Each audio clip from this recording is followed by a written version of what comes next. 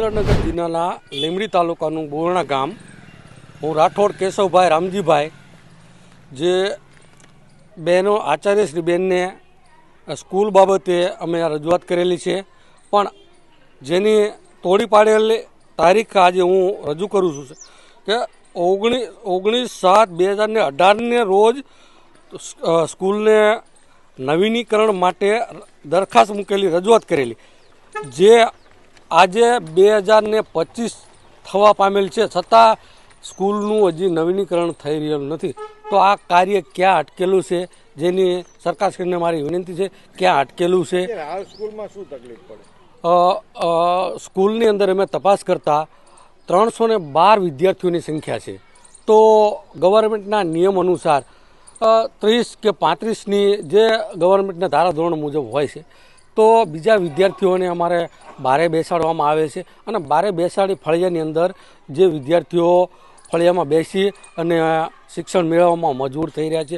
વરસાદ હોય તો પણ એ લોકોને બારે બેસવું પડતું હોય છે. ક્યાંક ને ક્યાંક વિદ્યાર્થીઓને મુશ્કેલી પડતી હોવાથી સરકારશ્રીને અમારી વિનંતી છે કે સરકારશ્રીએ આપ આ સ્કૂલને બાંધવા માટે જ જો પાડી દેવામાં આવ્યું હોય તો આનું 2018ની અંદર પાડવાની મંજૂરી આપશ્રીએ આપેલી છે.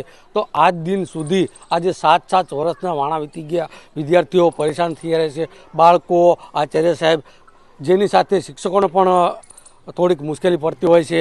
તો આપશ્રીને મારા માધ્યમથી વિનંતી છે કે આ સ્કૂલનું જલ્દીથી જલ્દી નવીનીકરણ થઈ અને એનું નિરાકરણ લાવો, એ જ આશા સાથે આપને વિનું છું. જય ભીમ, જય હિન્દ.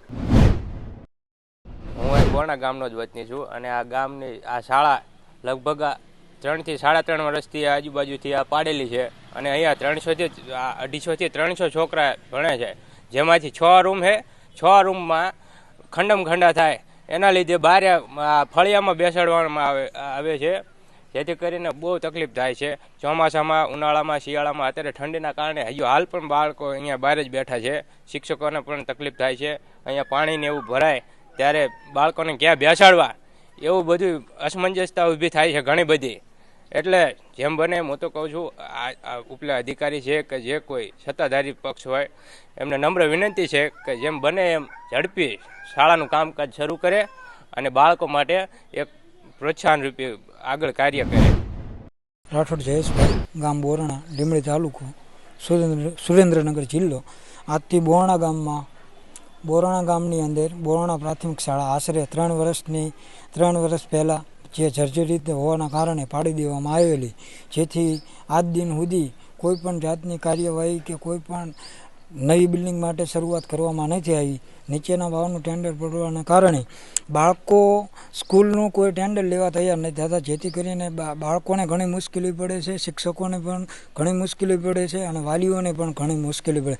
બાળકોને જેવી કે શિયાળો, ઉનાળો, ચોમાસાની ઋતુમાં કે ઉનાળાની ઋતુમાં પણ બારે કમ્પાઉન્ડની અંદર બેસવું પડે છે, અને શિયાળામાં પણ આવી પોઝિશન, જેથી કરીને ચોમાસામાં તો કારણ કે એક વર્ગખંડની અંદર 40 થી 50 બાળકો બેસે છે, અને શિક્ષણનો પણ ટૂંકો સમય મળે છે.